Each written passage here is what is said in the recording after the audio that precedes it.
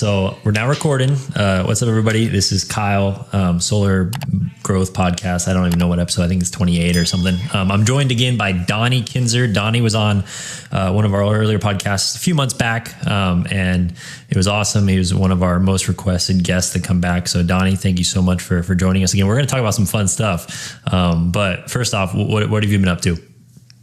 Oh man, I've been up to quite a bit. I don't know how much I'm allowed to disclose, but making some big changes and kind of just taking a step back for myself personally and just focusing on me and my family and just kind of repairing relationships that are near and dear to me. So it's kind of what I've been up to.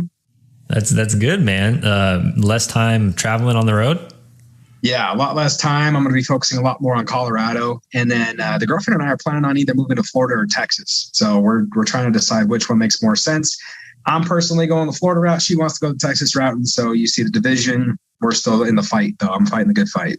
Hey, man, both those are great states, especially with everything going on right now. Florida. I just want to move to a warmer state, man. Yeah, no, I feel the same way because I'm in Utah and I love Utah, but I don't like winters. That's how I feel. I'm sitting here. I'm like cold right now. It's probably 70 degrees in my office. I'm just always freezing. But Florida, Florida surprised me, man. Like everyone has always known Texas is like, freedom. We love like everybody. Texas is Texas, but Florida is like, they're trying to be more Texas than Texas. It seems they're opening up fast. Their governors says all kinds of cool stuff, and it's quite funny, but very cool. So you guys are for sure making a movie, you think?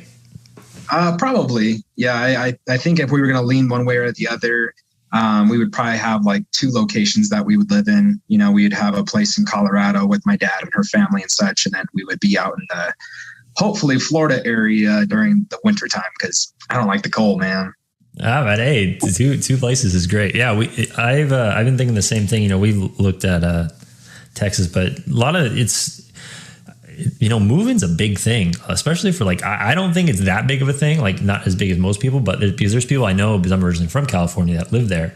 And like the idea of moving, like they're like, I want to move, but it's so much like they can't, like it's a huge hurdle for them to jump because they've kind of convinced themselves that they're going to be in that spot for the rest of their lives or whatever. But it is a big ordeal. And then as we get older and as we grow families, it becomes bigger and bigger. So I was just about to ask you that. I was going to say, what age are they that they don't want to move from California? I have no idea because we moved before he was born. So, gotcha. Well, he was born and my wife was like, I don't want to work anymore. I'm like, that's awesome, but we can't live in California then because our studio costs like $2,000 a month.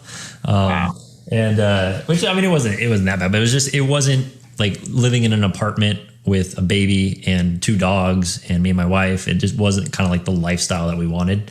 And so rather than living, in a place with great weather, we're like, hey, let's move somewhere where we can buy a house and we can, do the whole American dream, raise a family, all that kind of stuff. And we love Utah. The only things I miss are the weather and the food. Food's better in California for sure. Oh yeah.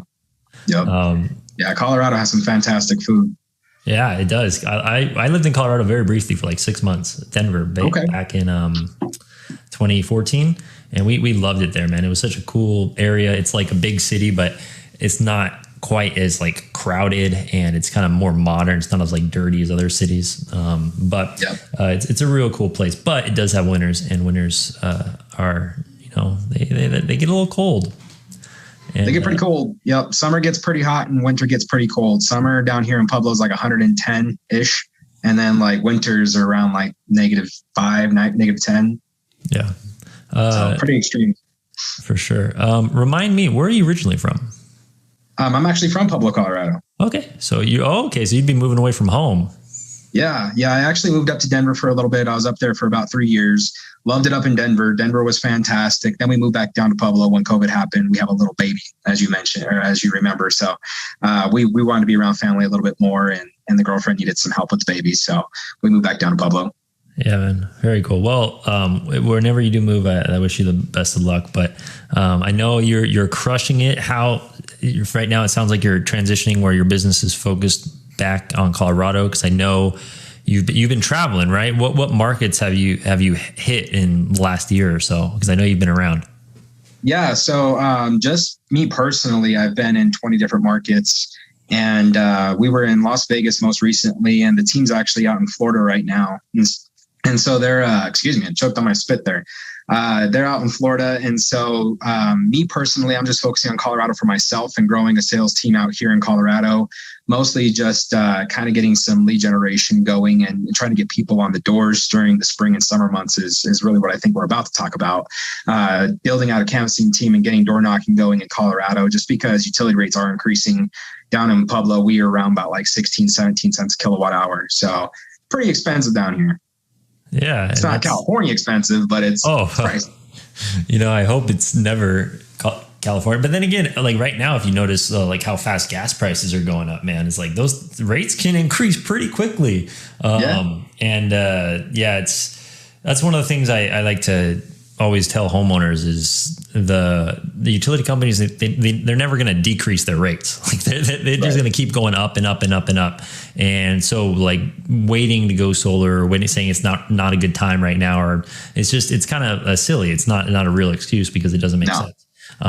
And especially, most utility companies right now are definitely raising their rates. So the main topic I want to talk to you about is door knocking and obviously canvassing, because I know that's your kind of forte, and I get a lot of questions on that I can't necessarily answer to people because I'm a nerd behind a computer, and I pay money so I don't have to do that kind of stuff. But regardless, I think it's one of the most skilled, and I think it's for anyone who's starting out in the industry, the number one thing that they can learn how to do successfully if they wanted to grow their own business. So I want to know, what is it that we talked about last time what it is that you look for when you're hiring somebody. But my question for you is, what is the best and worst thing about building a team, and what have you learned that might be able to help somebody else? The best thing is seeing people have success. There's so many different success stories that I can think about where people come out basically crying, letting you know that you basically changed their life. And that's something that is definitely the best thing you could ever get from helping somebody that doesn't really know anything. A lot of people that happen to knock doors, unfortunately, they come from a place where they're just not super educated as far as like a traditional education. Some of the guys, they don't even have a GED. And so they step into the door knocking world and they want to learn something because they know they can make quite a bit of money if they just, hustle a little bit. And then once they learn the skill of door knocking, then they're able to see that they can actually provide for their family. And then you change their life. There's so many people in the door knocking industry that have had their life literally rags to riches changed.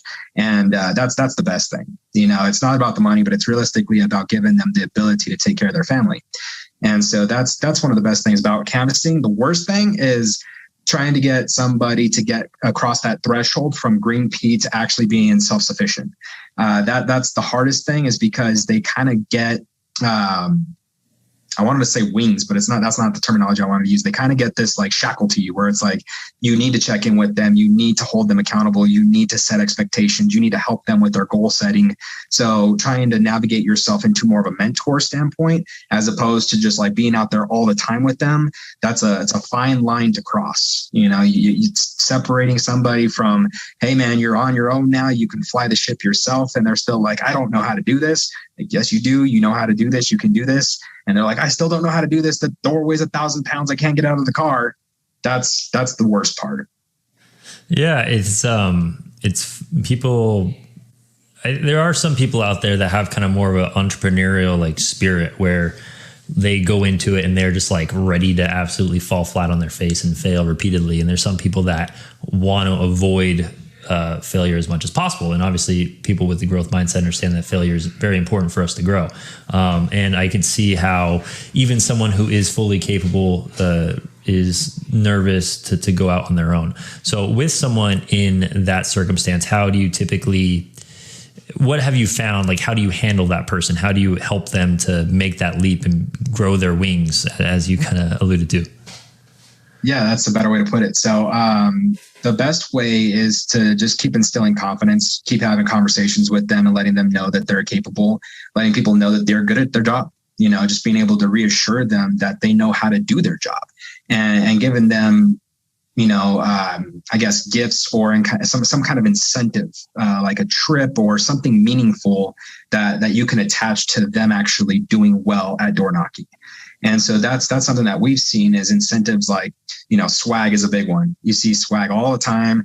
If you happen to reward somebody with swag, now they're a part of a brand, and it kind of becomes that cult mentality almost, right? Where they want to be a part of this. They're like in the brotherhood now, like this is on their chest. Like I got to represent it now. Right. And so that's part of it. But honestly, like even something as small as AirPods, you buy somebody some AirPods and they love you forever because they're branded, right? I've heard that happen many, many times. Or taking them out to dinner just between you and them, taking them out to a nice steak dinner and they don't have to pay for it. People really appreciate those kind of things. And that helps them keep going at their job where they're like, damn, that steak was pretty good. I remember back when we had a canvassing team of 20 guys back in 2019, before COVID had happened, we took them out to Shanahan's and they couldn't stop talking about crab cakes. It was $20 crab cakes or whatever it was. But we got a ton of production out of it, and all we had to do is just feed them some crab cakes one time and all of a sudden they're set on fire. Sometimes it's all it takes.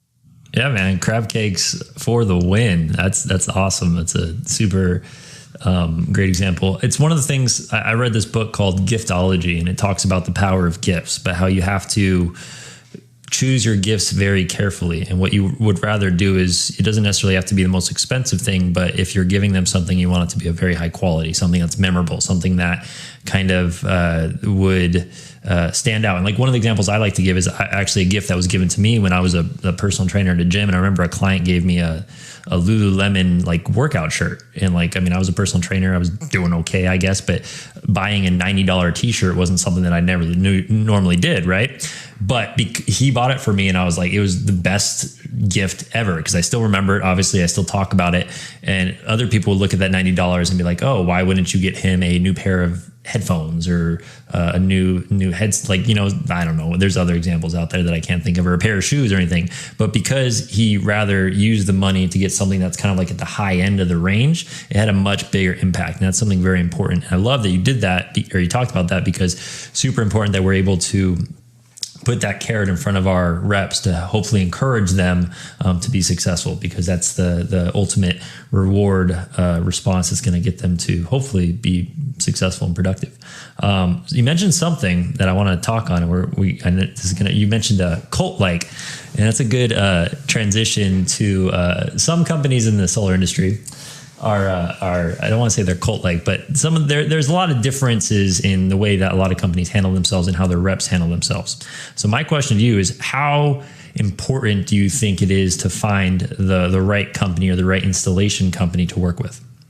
The most important, hands down, there couldn't be anything more important. Anybody that hops on to the solar groups that we're on Facebook, I reach out to every single person that says, hey guys, I'm new. I'm looking to join the solar industry and I want to link up with the team. And it's like message, it just gets blown up, and we all know what's going to happen, right? The POWUR reps are going to come out and recruit. The X is going to come out and recruit. The Y is going to come out and recruit, whatever, right?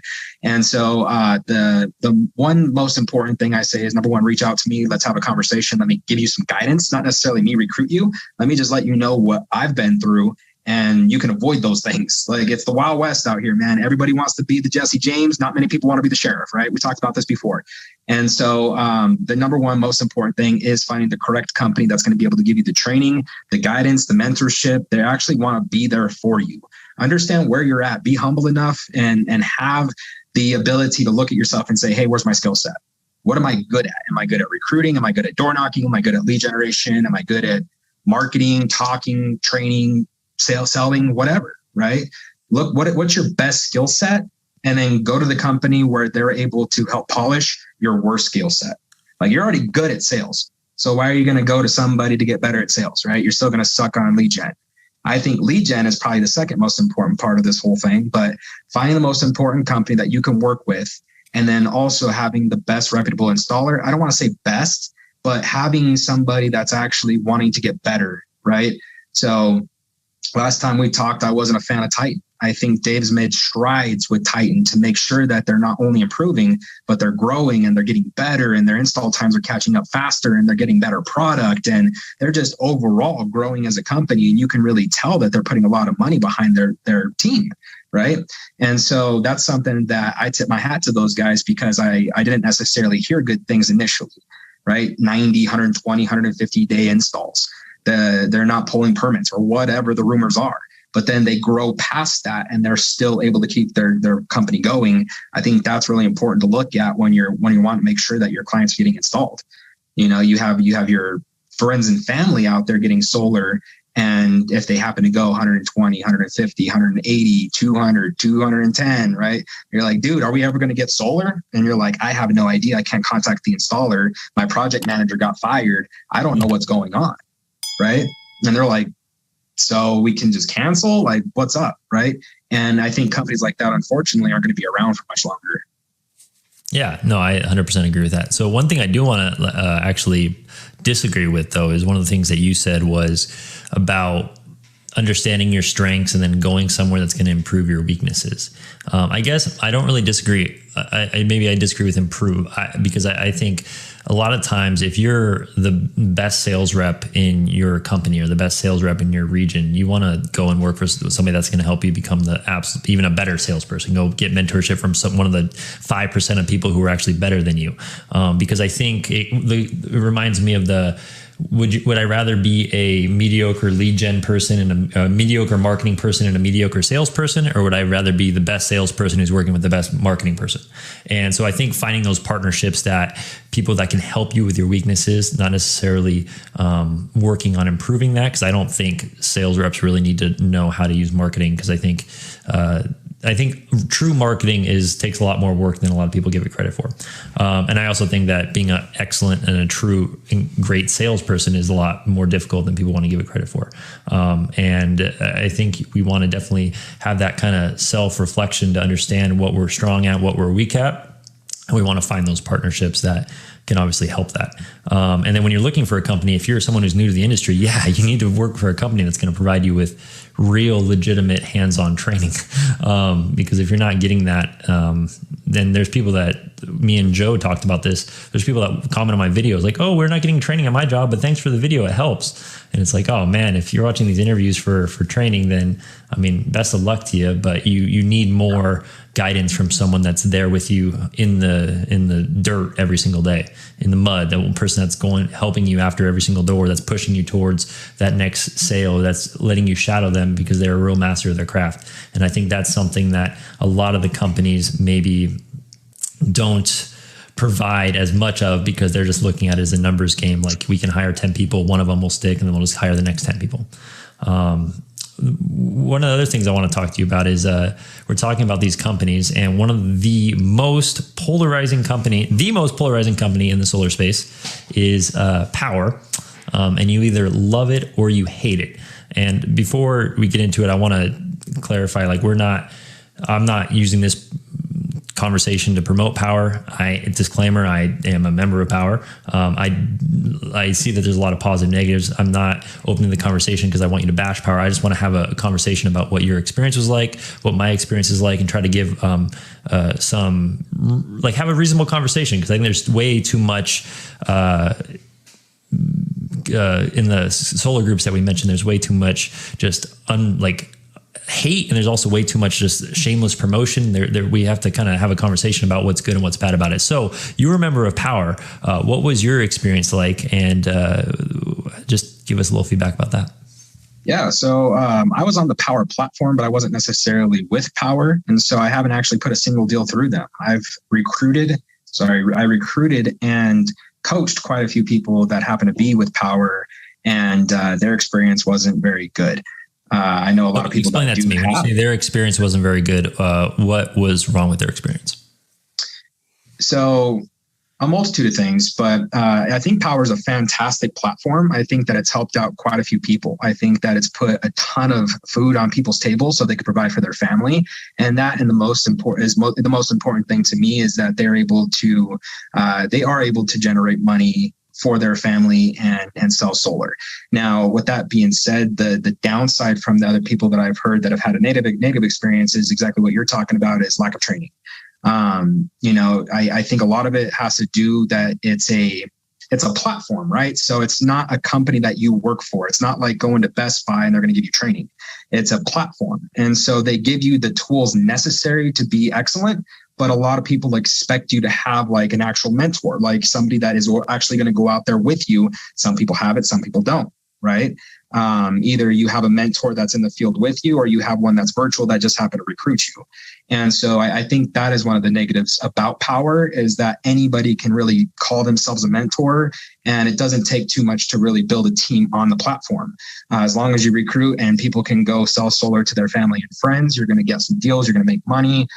The negative side of it is that there's not a lot of checks and balances when it comes to the mentors managing the projects, because they're not allowed to, right?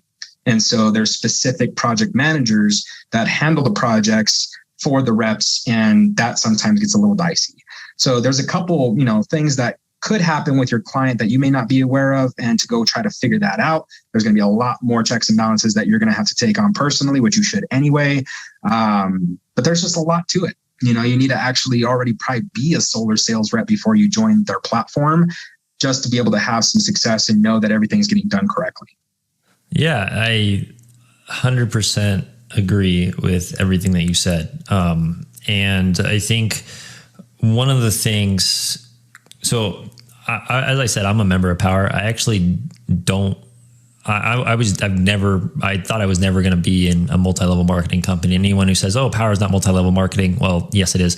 But when I looked at the model, like it's a really, really great setup and structure. Like it makes a lot of sense if everything is fine-tuned and working properly. But when you actually get into how things work in reality, when you're onboarding as many reps as they are, and you don't necessarily have like that training that you talked about hands-on, there is a lot of bridges that they need to cross before they become the best company in solar, or whatever. I know they say they're the fastest growing company in solar, whatever it is that they say. But yeah, for sure, the operations side is rough. It's not as not being able to have that hands-on project management that you get with other companies is very. In a way, for a solar pro, it's almost scary, because you know how many little things that can go wrong, and how a lack of communication can break a deal. You can lose a deal just because someone didn't tell someone else that this was supposed to happen 2 weeks ago, and now the deal's lost. And that the more people that you get in that process, the more likely that's going to be to happen.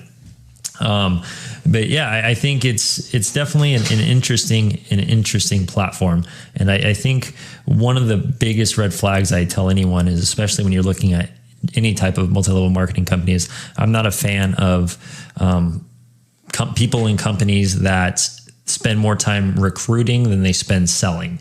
And so that's kind of my whole thought process is with it. I was like, yeah, I use the platform, I'm on there, but I am not necessarily looking to build the biggest team. I'd rather have a team of people that I know, that I trust, that I can really work with and provide to, and give them the resources that they need so that they can be successful. And yeah, I think it gets a really bad rap in the groups, and there's a lot of truth behind the reasons that they were. It's funny. You're actually, the only reason I'm having this conversation with you is because I was supposed to have this conversation with Andrew Weiss. And as I was telling you right before we went on, it's hard to have a conversation with that guy, because he's either posting memes or driving like 24. No, he has dinner too. He takes pictures of his dinners. So he takes pictures of his dinners. He's making and posting memes, and he's driving like 24/7. That guy is, and still running his company somehow. But because you're on here, I wanted to talk to you about that, get your experience. So thank you for sharing, because I think there is a lot of good, but I also think there's a lot of bad, especially when you start targeting and marketing to those potential reps that don't have experience in the industry. And if you have someone that doesn't have experience in the industry and they're going into this, you better provide them with a lot of mentoring, a lot of training, and otherwise it's not going to be good for them or for the customers. Yeah, 100%, man. I mean, just as well as I do, is that Go Solo has its issues, right? So, I mean, if you're just generating... Oh, you don't say? They were down for like, what, 3 days last week? Yeah, but I mean, dude, when you're the fastest growing company and you have everybody hanging and banging proposals through Go Solo, and you're just like praying for something to get sold, you know what I mean? It's going to get bogged down. Like Go Solo can't keep up with it. But that's another thing, is that you're in a wild, wild west industry. Everything's brand new. You got to break it to fix it, right?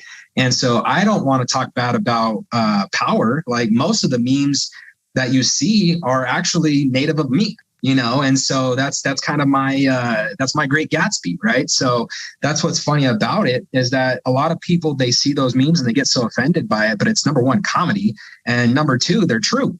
Like I created a whole entire Instagram about door knocking and created memes off of it. I've kind of let it die a little bit, but originally that was what it was for, is like people who understand our industry. Number one, they understand the comedy behind like what it is, right?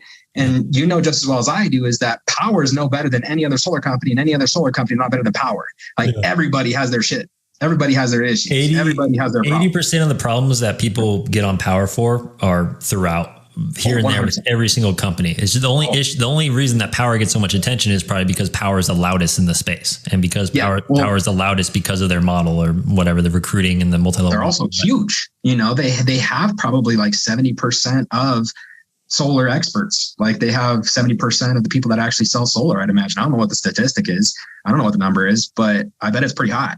I bet so too. And I also think that I think POWUR is here to stay. And I think if you think POWUR is going to fade into darkness, I think you're in for a rude awakening. But that doesn't mean that POWUR is going to be the number one company, or it doesn't mean that the traditional is going to. I think competition is always good. So that's enough. Yeah, I think Jonathan Budd, he put himself in a position where it's not just a broker model, it's not just a platform, but it's also a sales organization. So if they need to transverse with one installer directly, I think they'd be able to do that, and they'd probably get paid handsomely to do so. They'd get bought out just like Vivid Sunrun. Yeah, and that's from an entrepreneurial perspective, that's probably the end goal. 100%. Yeah, he wants to cash his check and get out, man. If they pay him $500 million and say go away, he will. So if someone paid you, imagine saying no to getting paid. Like if you were working your ass off for 5-10 years, imagine someone coming up to you and saying, "I'll give you $500 million. You can just go away." Yeah, you just have to stop working. And imagine getting that offer and saying, "Nah, I'm good." That's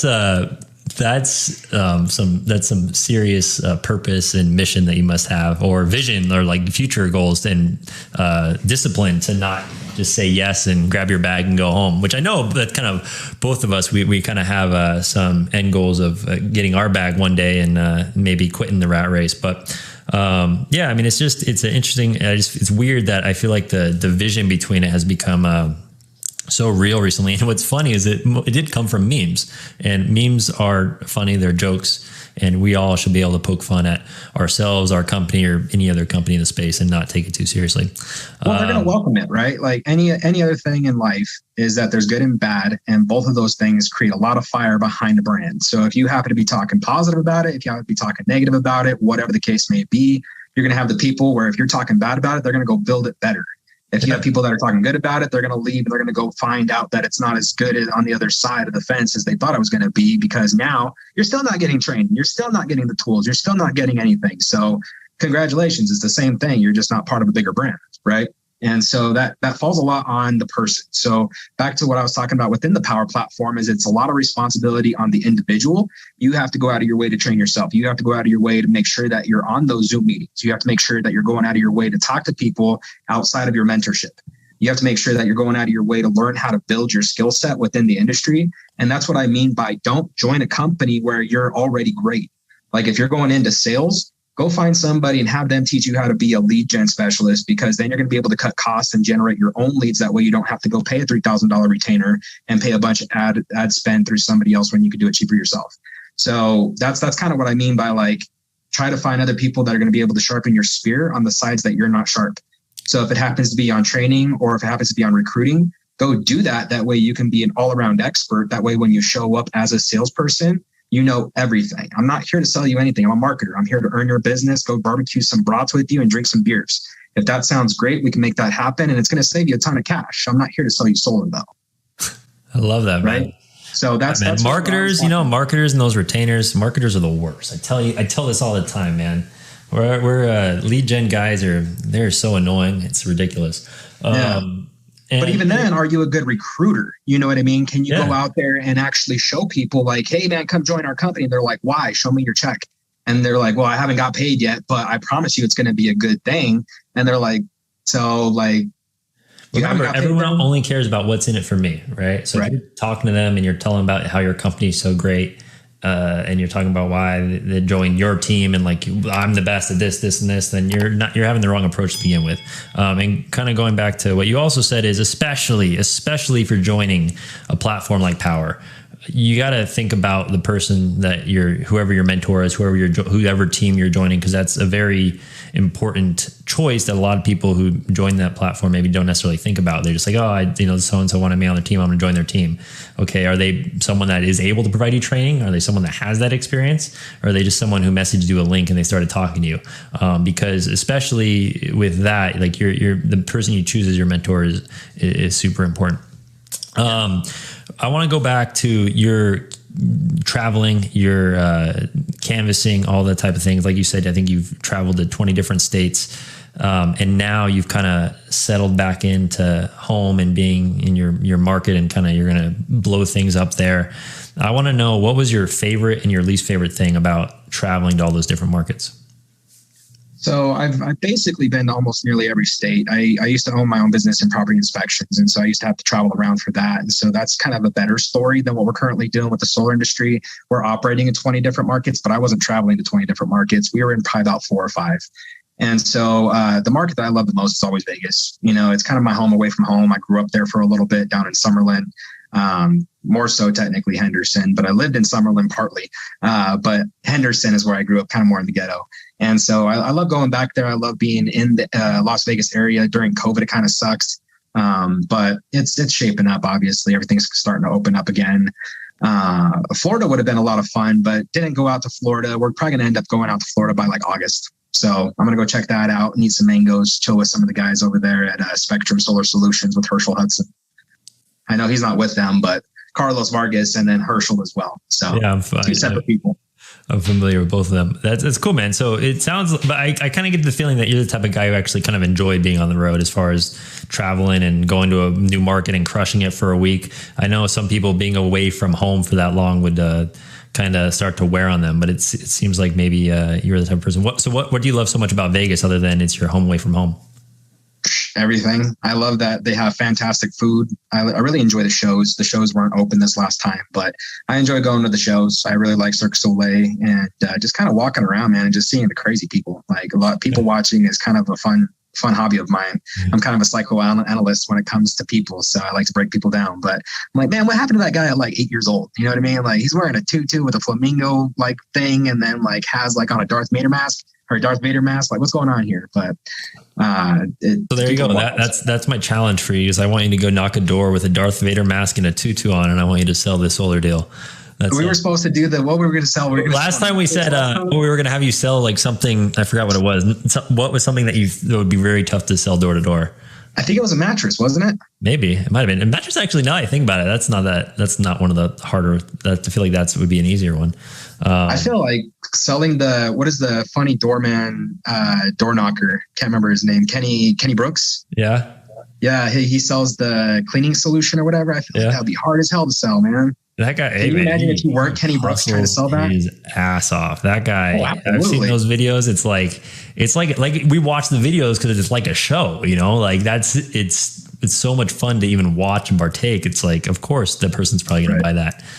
They probably do anything at that point. But it's interesting. So I'm actually I'm not very surprised that you said Vegas, though, because I was going to tell you this. Is I was playing in the Solar Pros poker game last Saturday, and Joe was hosting it. Solar Joe. If anyone wants, just comment down below. We'll get you an invite or whatever. But we were in the solar game, and I don't remember who said it, but I remember someone started talking about you, and they're like, "Oh yeah, Donnie." They're like, "Yeah, he's the solar frat boy." And I was like, what? I was like, solar frat. And then I thought about it. I was like, that kind of makes a lot of sense. And now, with Vegas, I'm picturing you not going to lie, while you're watching the guy, you're sitting there in your own mask and tutu, and you're just loving life. But have you ever heard that before? I didn't know if that was like an official nickname or anything. No, man, I'm not the college type, so I don't know why I'd be a frat boy, but that's more of the apricot guys. Yeah, apricot. I mean, that fits too. But I think that's actually the reason that someone called you that. And once again, I don't remember who it was, but the same reason someone called you that is actually why you're such a fun guy to interview and talk to, is because you're kind of just fun and loud, and you're to the point, but at the same time, you're a good dude who's just entertaining for the most part. Thank you. And yeah, you're welcome. And my question for you is regarding that. Have you always been extroverted? Were you ever introverted? And say you're someone who is in the solar industry, but they have a hard time kind of being themselves and getting vocal and kind of being loud, not loud, that's not the right word, but being a fun personality, and it's preventing them from kind of growing as a salesperson. Do you have any advice for someone in that position? Yeah, I would say don't think about it too much. I think a lot of people happen to get into sales. They think too much. Just do your job. It's kind of go back to the Patriots mantra with Bill Belichick is just do your job. Like, you're not going to go out there and try to be the quarterback if you're a wide receiver. So like, just do your job. I don't understand why you're worried about somebody throwing the ball. You're not a ball thrower, and that's the main thing a lot of people need to focus on is you need to learn solar and then go sell solar. Like, don't overthink it. You don't need to be extroverted and have to be a Kenny Brooks. That's not necessary. Your job is to go out there and show people that it's a good deal and it's going to make sense. And they're going to save some cash probably, unless you're selling at $6 a watt like Meraki. No hate, but if you happen to be doing that, then they're not going to save money, right? So you have to go in there and you have to be that Kenny Brooks if you happen to want to try to get an emotion out of them, right? You're selling on an emotional response as opposed to a savings. Then you need to be that person. So if you want to go that route, then you need to find a mentor that's able to help you do that. For me personally, I would say I'm more ambiverted. Like, I am an extrovert at times, but I'm also mostly an introvert. I'd rather be by myself. I don't have a ton of friends. I just kind of hang out with me and my chick and my daughter. I don't really like to go anywhere. And when I go somewhere, I'm like, I kind of wish I was home. You know what I mean? And so it's funny that you mentioned that I like to travel, because I do like to travel, but I do like to be home. Like, I like to just be home chilling, like just, kind of journaling away, playing some games or whatever. And I don't really have to answer to anybody. That's honestly kind of a pastime that I miss the most of being about 18, 19 years old. Is that you don't really get to do that once you start having a family and a business and you start having responsibilities. You don't get to just dial back.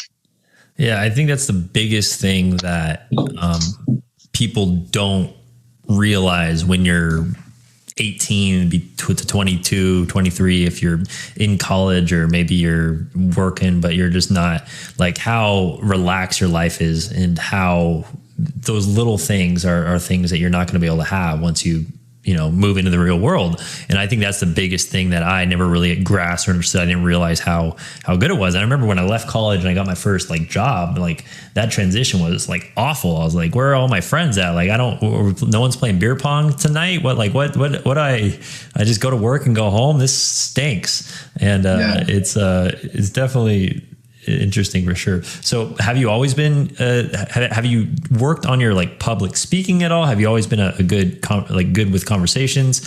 What about that? I'm assuming that's something that you've developed as you become a better salesperson. Yep. Yeah. So I actually got a decent hand when I was a kid. My mom took me out door knocking, selling world famous chocolate bars. So I don't know if I've ever told you that before. Have I ever told you that? No, I don't. I love it though. Oh, yeah. Yeah. So I apologize. Let me cut off about the other week. I was at Walmart, a grocery store somewhere, and there was Girl Scouts that were selling cookies outside, and they were selling outside the store. Except all the moms were at the table selling, and all the girls were sitting down on their phones. And I was like, that defeats the whole purpose. I got really mad. And my mother-in-law was with me, and she's like, oh yeah, well, I'm going to buy cookies. I'm like, no, don't buy, don't support that. That's just, don't support that. Cause I was in Boy Scouts, and I remember I door knocked, and I don't even remember what we sold, popcorn or candy popcorn. I don't remember what we sold with Boy Scouts, but anyways, I think that's an amazing skill for any kid to do, because when you're a kid, it doesn't seem as big of a deal, or it's not, you don't really care as much about what other people think. But go ahead and continue. No, I think that's 100% on point, man. If you happen to be a Mormon and you're doing a mission and you're knocking doors in the name of Jesus, that is nuts, in my opinion. You're not really getting anything out of it, but you have to be out there. You have to go do your job. You have to wear your uniform. You have to dress up, and you have to go out there. There's a lot of have tos. I know we're supposed to be talking about abundance and gratitude, and I get to, but that's a challenge, man. I had some buddies that I went to school with that were Mormon, and they went out and had their mission in Vegas, and they were knocking some pretty enough neighborhoods, so kudos to them, man. It's a lot different than selling solar. But anyway, I grew up. But then when they transitioned to solar is the easiest thing ever. And that's why solar took off here in Utah. Utah is not like the other markets like California and New Jersey, all these places where electric costs solar was a no-brainer. Right. But what happened was all these people were super good at door knocking. They're like, hey, this is a great place to sell some solar. And that, and they're super well connected. If you're Mormon, your networking is nuts. Like they are well connected, man. But anyway, so when I was a kid, my mom took me out selling world famous chocolate bars because my school was having a fundraiser. So they were doing like the cash prizes or whatever. You know, you have like, you can win a yo-yo if you sell 5 bars kind of thing. And I ended up placing the highest that you could possibly place within the entire spot, like what is it called? The entire thing, the fundraiser. So I placed the highest you could possibly place within the entire fundraiser nationally 4 years straight in 4th grade, 5th grade, or 3rd grade, 4th grade, 5th grade, and 6th grade. And so they were kind of doing it between those timeframes, and they switched over to those Christmas packages. Like, you remember the little booklets for the Christmas ornaments and like caramel popcorn and all that stuff?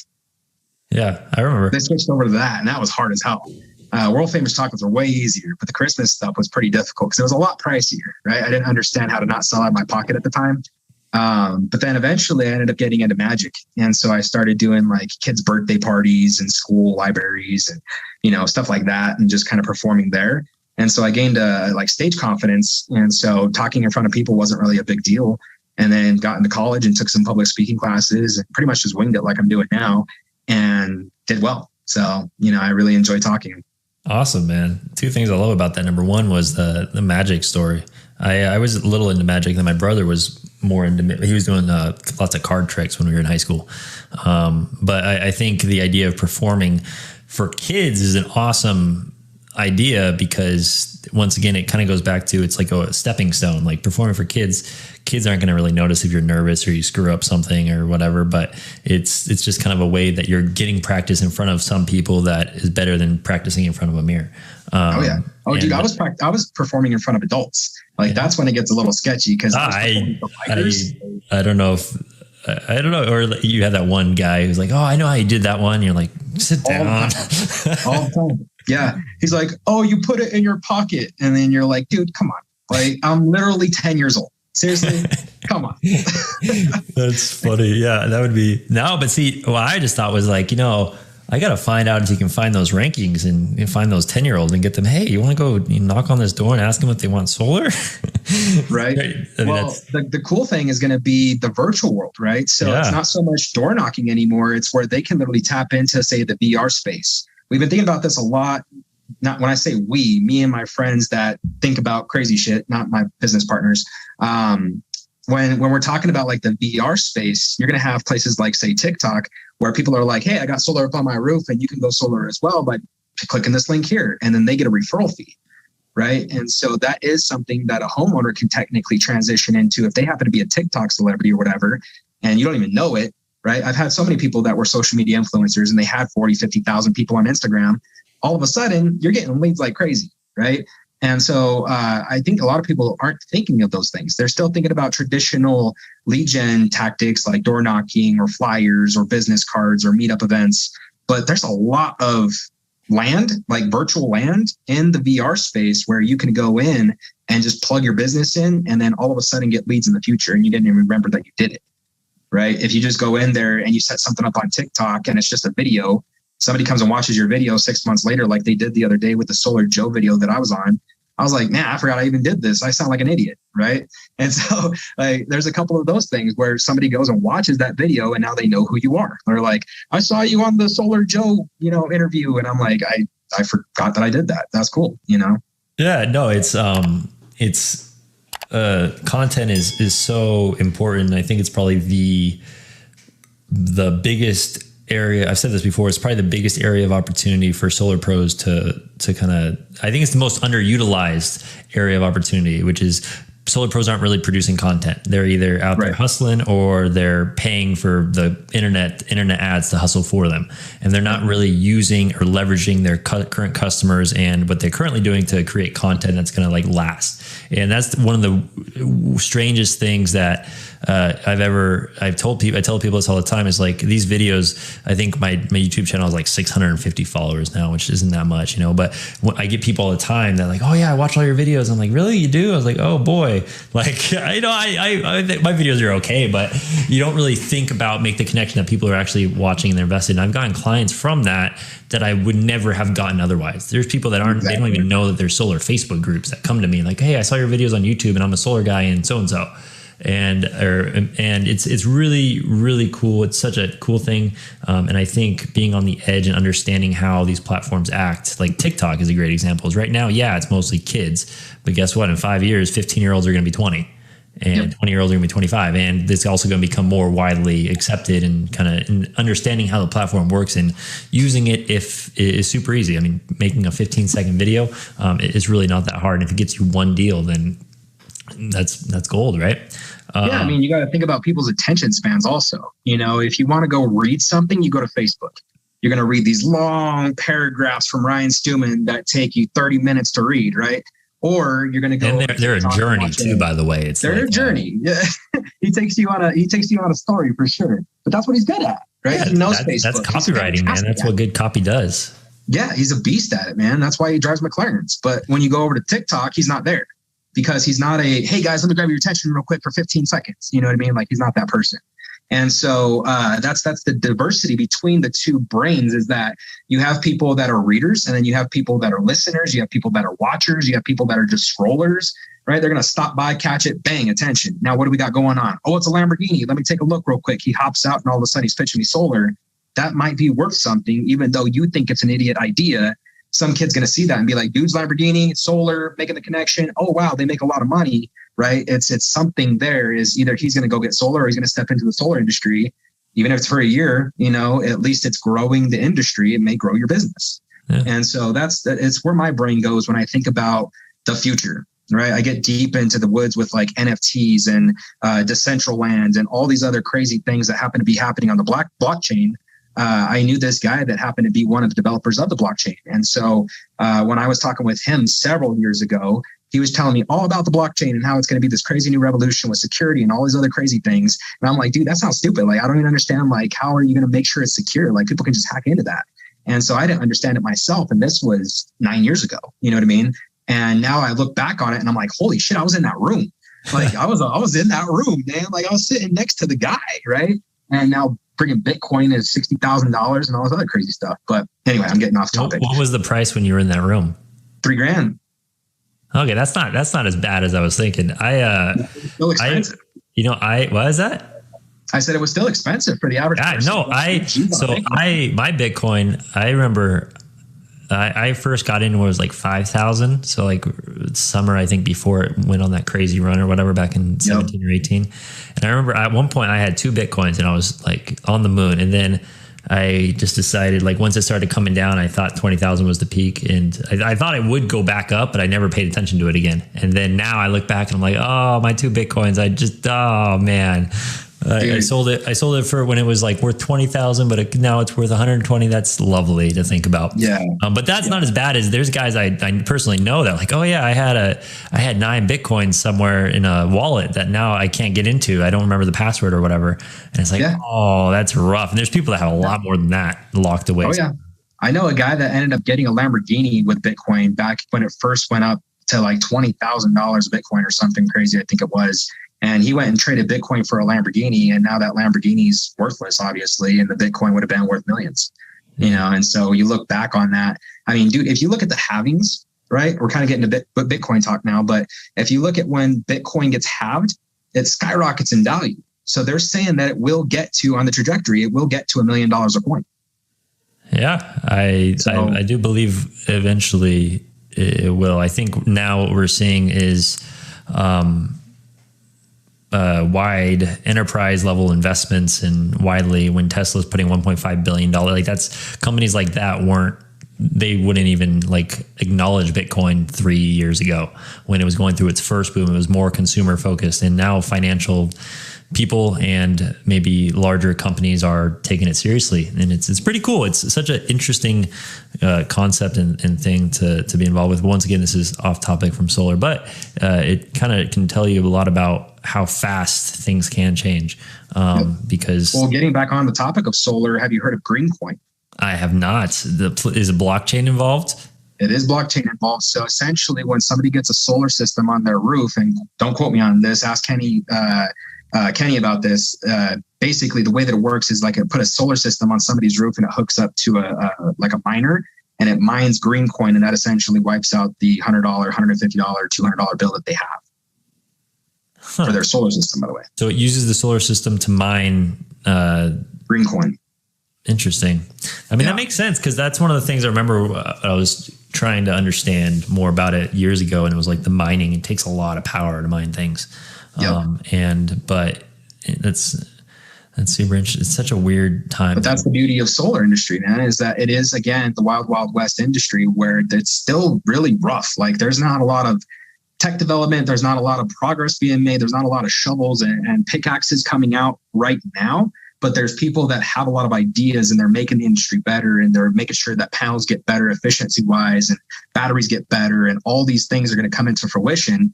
You know, there may be another Titan that pops out of nowhere, or another Freedom Forever that pops out of nowhere, you know, and they just happen to have a shit ton of money. And they're like, cool, now I'm an installer and I'm going to come take over the game. And you don't even hear about Tesla and the solar industry anymore because he's not focused on it. So who knows what the future looks like, but I'm excited to be in the industry, man. I'm actually kind of, I'm happy that he's not focused on it, because if he was, it would be bad for marketing and sales guys if Tesla became the solar leader. But obviously, I mean, it's funny to think about Elon Musk is a person who he's focused on going to Mars and making cool cars that run on electricity and getting them to every single person. Like, the fact that, you know, he looks at putting solar on every single roof in America, and he's like, yeah, you know, that's not big enough for me. That's Dude, he's building flamethrowers. It's pretty, I mean, that's I think, or like he gets bad at traffic one day and decides to start digging tunnels. I know. I haven't heard an update on that, actually. I want to look into that.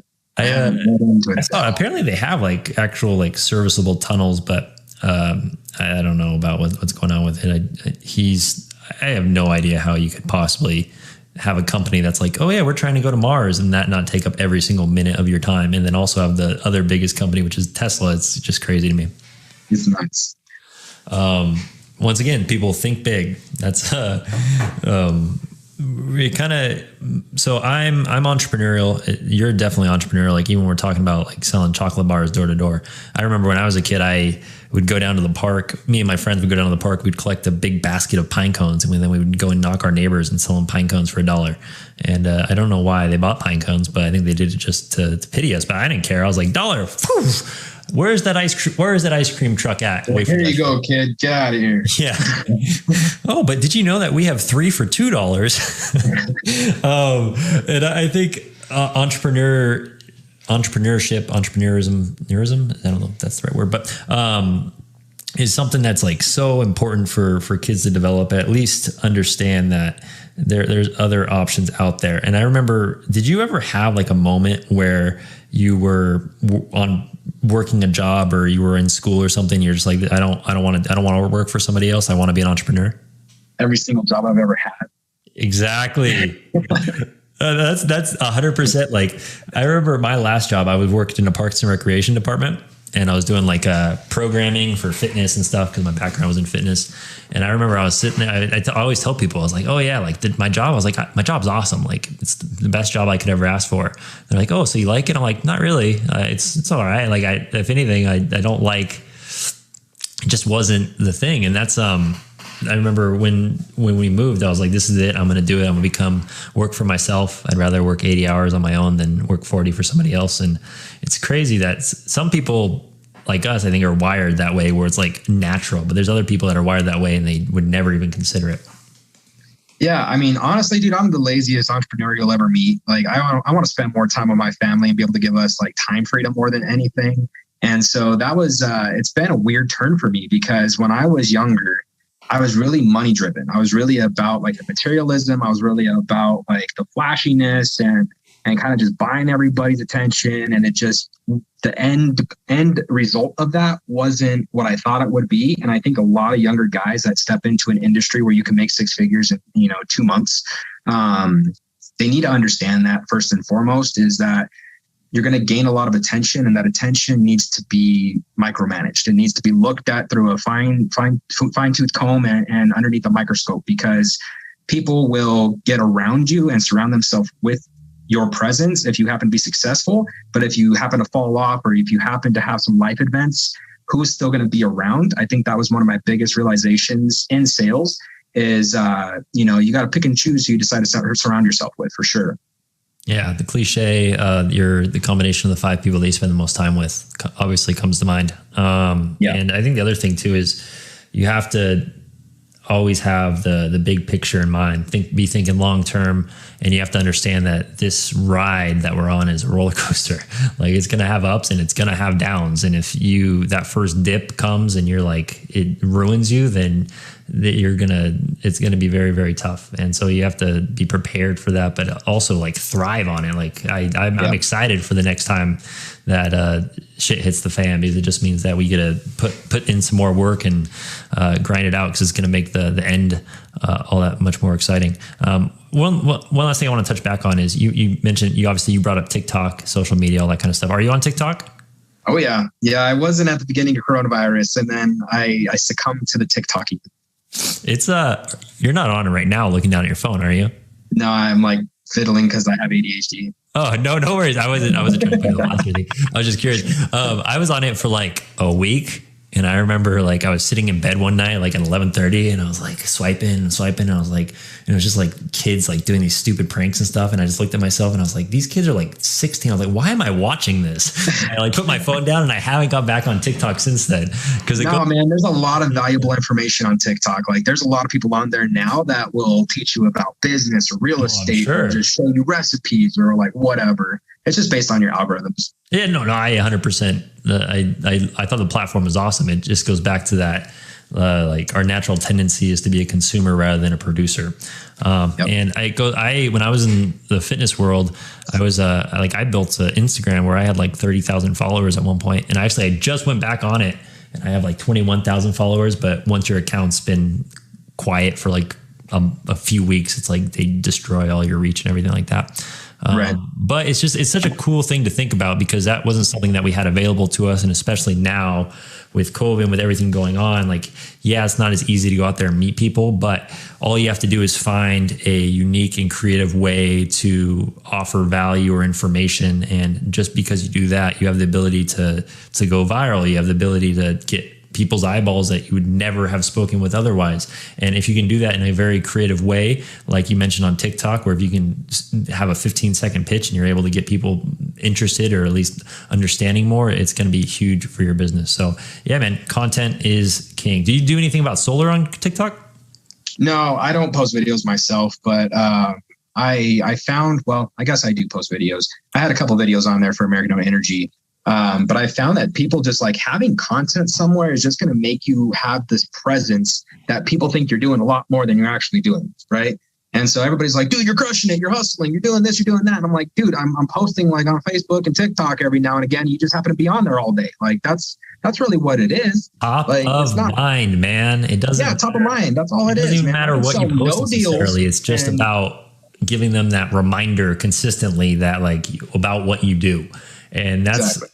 That goes back to what I was saying about the biggest opportunity for solar pros is finding ways to just post and remind people. And if you are crushing it, remind them that you're crushing it, that you help people do this and do this, because there's hundreds of people that you don't think about, but they see those posts. And if they ever think like, oh, I wonder what the numbers look like for me, or I'm interested in going, so, I should message so-and-so in my network because I know that they're a solar guy. Maybe they'll be able to answer my questions. And that's why I think it probably is the biggest room for growth for any solar pros, because it's something that we see everywhere else, but we don't really see it in the solar industry as much. We're all kind of like in our groups, or we're knocking doors, or we're playing with Facebook ads. So well, I think that's the beauty again of social media, is that I'm more of an influencer than I am like a solar expert, honestly. Like I sell solar, but I'm not the guy. Like if you want to talk to the guy, I'll show you the guy. You know, his name's Jake Hess. Like that's the guy. I'm nowhere near him. Right. He's taught me a lot of what I know. And if you want to know the next guy, it's Jerome Myers. That dude knows a shit ton of stuff about solar. I'm not the guy. I'll teach you about sales, door knocking. I'll teach you about mindset, influence. I'll teach you about all that other stuff. But realistically, like I'm just a pretty face on social media, man. Like if people want to like come near us and like be a part of the show, you're welcome to. But realistically, that's what I feel like it is nowadays. You know, if you don't have And I think about this again all the time. If you don't have influence, if you don't have like a social media connection to multiple platforms where people know who you are and they can come find you and watch your content or read your content, you're not going to really have anything in the future. Like you're not going to have meetups as much in the future. It's not really going to happen that much. Like there's going to be a lot more COVIDs. This isn't it. I promise you. Well, it's just about a lot of what we're seeing with COVID is like, I think that one of the greatest examples is like movie theaters, right? Like movie theaters are struggling. I'm sure there's hundreds, if not thousands of movie theaters that are probably gone out of business. Yeah, they'll die. They'll be gone. Yeah. And so, but all COVID has really done is it's kind of just accelerated things like those types of business. We already kind of knew that theaters were on their way out in the next few decades. Like we already knew that businesses like, I'm trying to think of the ones that went out of business, but all the businesses that were already kind of struggling are the ones that are going out of business now. And all it's really doing is accelerating that. And this whole new world is going to be more virtual. It's going to be more Zoom based. It's going to be more social media. Like that's the way that people are interacting now. And we're going to interact more afterwards than we ever did before. And so it's just kind of an interesting world. And you don't have to, like, I think a lot of times too, is people think about being an influencer is like, they have to be like perfect. Like, no, just do something. Like you just got to produce some sort of content, have fun with it, try to educate people. And it doesn't have to be like, you don't have to be the solar guy, but you could post every once in a while that you do solar and then post about your dog every other day or whatever. And it's just about, because that way people like you, they know you a little bit better and they also know what you do. Because if they don't know what you do, they can't help you. And so cool, man. Well, this has been fun. Yeah, man. That's kind of the wake up that I needed from you, because I was actually considering doing that the podcast YouTube thing just to do it. You know, like I was thinking about that, and I was like, if I did a video every week, or two a week or whatever, right? If I just did that consistently for say 5 years, by time I'm 60, how many views am I going to have? Like what kind of platform could I have if I just kept it up for 10 years or 5 years or whatever, And so I was thinking about that as like, if you happen to be a good speaker, people are going to come watch you speak because there's so many people that are just so painful to watch speak. And you're like, get on with the show, man. Like, get to the point, It's like, get it out. Well, also the thing about like YouTube and video too, is it allows us to provide more value and more details, where like if someone watches a video, I'm assuming someone who watches an entire hour-long interview, like with me and you right now, someone who watches this video is going to have more value and they're going to know more about us and they're going to feel closer to us than if they watched 100 TikToks. So it's a different type of audience, but it's definitely something that it's really fascinating. And one of the things that I love too is the actual growth aspect of it. And when you actually look there and you can see like, my thing is I haven't been very consistent. I get into this mode where like I want to film some podcast interviews and I schedule like 5 podcast interviews in 5 days and then I go quiet for 3 weeks. And so I haven't been consistent with it in that aspect. But the coolest things to me is like when I go and look at my channel and I haven't looked at it in 2 weeks and I'm like, oh, wow, look, I'm getting 5 subscribers a day now. Like even when I started, I was getting 1 or 2 a day. And like you can see the exponential growth. And it's really, really quite interesting. I like to look at the shows like the Joe Rogan Experience, the podcast, right? Or the Pat McAfee show for sports. It's like, these are types of shows that anyone can do. Anyone can create. You can start filming, you can put it on YouTube. Yeah, you have to be good and you have to be funny and all this kind of stuff. But that wasn't an opportunity for people like us, or for even people like them. That was an opportunity for them 20 years ago. And now it is. And that's something that I think too many people still don't really realize, is that anyone can do it. Like Gary Vee's always talking about that. Like if you're interested in collecting not antique, but 30-year-old Hot Wheel cars, and you have the biggest collection ever, and you wanted to create a YouTube channel and a podcast about that, you could probably do it and build an audience. It would blow up. Really, if there's an audience out there that you can speak to, that's a few hundred people, and you post stuff on the internet, they're going to find you. So it's really, really interesting. Yeah, you don't have to be good. You don't have to be funny. You don't have to be anything, man. That's the beauty of it, is that the more genuine you are about the person that you are, the bigger following you're going to have. Yeah. Right. And so that's what I found, is you could be a Kylie Jenner. You could be those people. You could be, the Kardashians, or you could just be yourself and then just be like, this is who I am. This is what my day looks like. This is what I did today. And people are still going to tune in because they're bored as shit. And it doesn't even have to be that. Like I watch these videos. My son, he's almost 2.5, and he loves recycle and trash trucks. Yep. Like that's his thing. Like he gets trash day on Tuesday. He gets up at 5 a.m. and he's like, which is like dump, you know, like he's ready to go. Like every Tuesday is Christmas morning.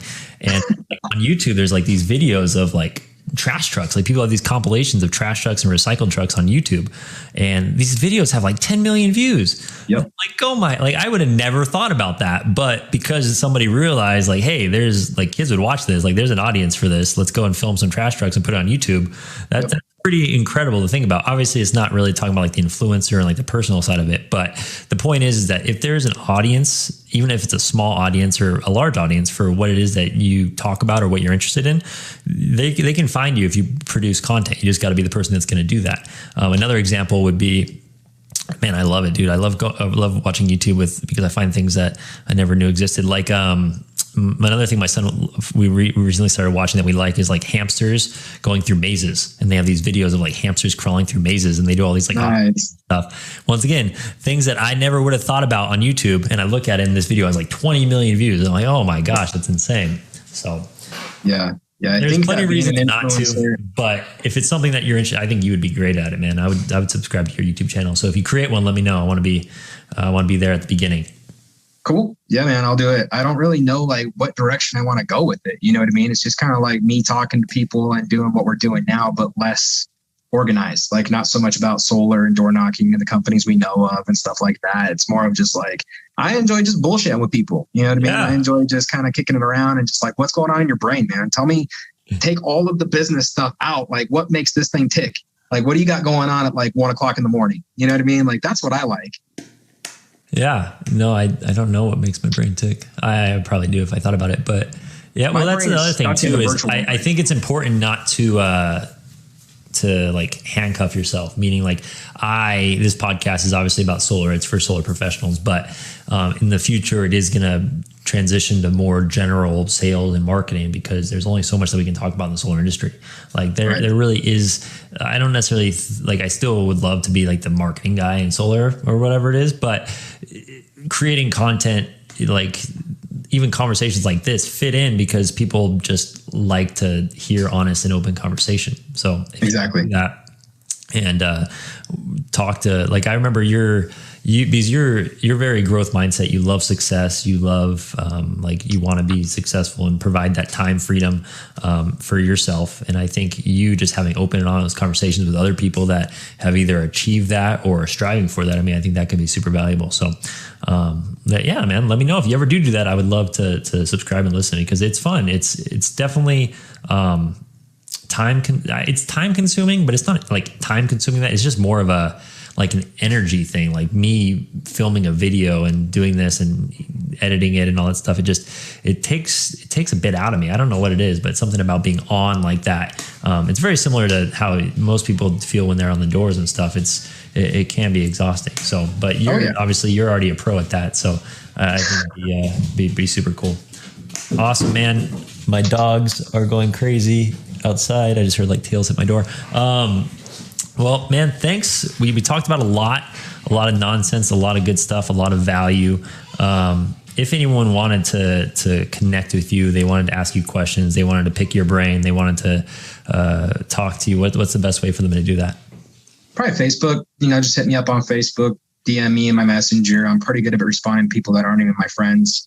That's where my largest following is. So that's where I am mostly trying to create a couple different like ideas on the different platforms. That way it's still synonymous about like what I'm posting on my groups and stuff on Facebook, but it also lingers onto those different platforms so I can be there as well.